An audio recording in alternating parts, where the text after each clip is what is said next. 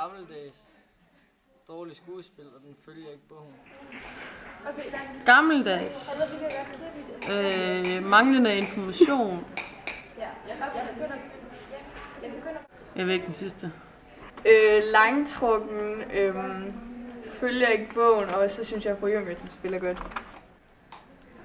Jamen, den var god. Den var spændende. Og så også sådan lidt creepy. Dårligt skuespil ved fru Junkersen lidt, synes jeg. Dårlig film og gammel. 80'er-agtig. Følger ikke bogen og bør omfilmes. Filmen hedder det samme som bogen, altså Den kroniske uskyld. Klaus Rifbjerg har skrevet bogen, og filmen er instrueret af Edward Fleming.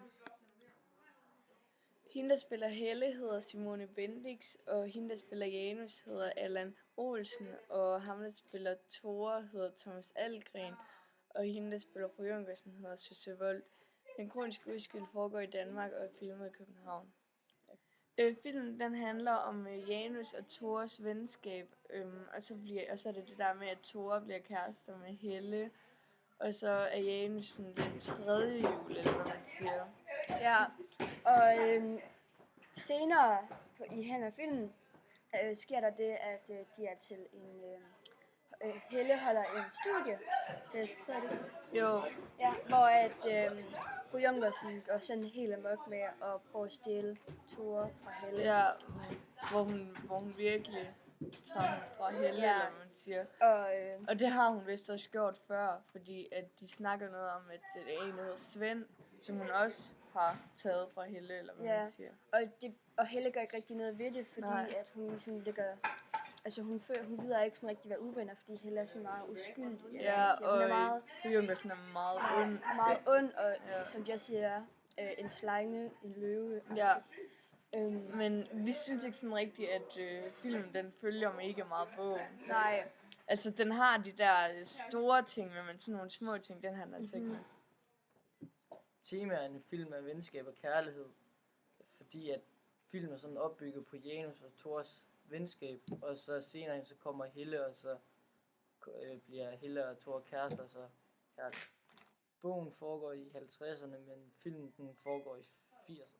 Altså jeg synes ikke filmen var særlig god, og der var ikke sådan noget, jeg sådan godt kunne lide. Også fordi nu, når vi havde læst bogen, så vidste vi jo ligesom godt, hvad der ske, så der var ikke rigtig sådan et chok eller drama, eller hvad man siger. Nej, jeg synes også, det var sådan lidt, jeg synes faktisk, det var sådan lidt dårligt lavet med alle de der, altså jeg synes, fru Junkersen spillede godt faktisk, og Helle synes jeg også spillede mega godt.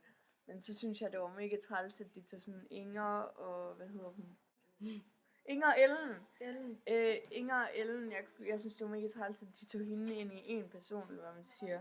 Det synes jeg var sådan lidt dårligt lavet. Ja, det synes jeg også. Fordi at de var ikke to vidt forskellige personer, men de var stadigvæk ikke den samme. Ja, jeg synes måske, at filmen var dårlig, fordi at den, som sagt, at jeg bare ikke, den var sådan spændende, og der var ikke sådan en... Altså, den kører bare sådan her i livet, hvor der... Altså, man fik ikke rigtig nogen chok, og det var bare sådan... Der var ikke rigtig nogen detaljer, og... Nej. Ja, selvom jeg heller ikke synes, bogen var særlig god, men så var det nok lidt... Jeg så er det stadig bedre. Jeg synes også godt, de kunne omfilme den, eller hvad man siger, fordi at det er sådan en god bog, eller sådan en klassiker, eller hvad man siger, den burde nok også have en god film. Ja. Så. Jeg synes sådan lidt mere de grundfilm, på grund af, at det er sådan meget gammelt, eller sådan lidt...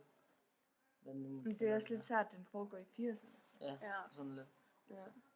Men altså, den var jo okay. Altså, ja, det var ikke den dårligste film.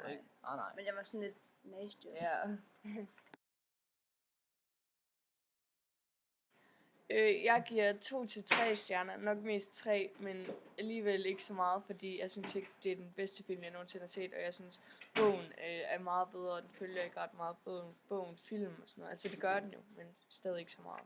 Jeg vil nok give den 2 stjerner, fordi at det var jo heller ikke den dårligste film, jeg har set, men igen det der med, som Signe også sagde, altså den er meget kedelig, altså det igen det der med, at der ikke rigtig sker noget, og det er bare det samme og det samme. Og, altså, jeg giver filmen 3 stjerner, men jeg synes godt, den kunne følge bogen meget mere, og så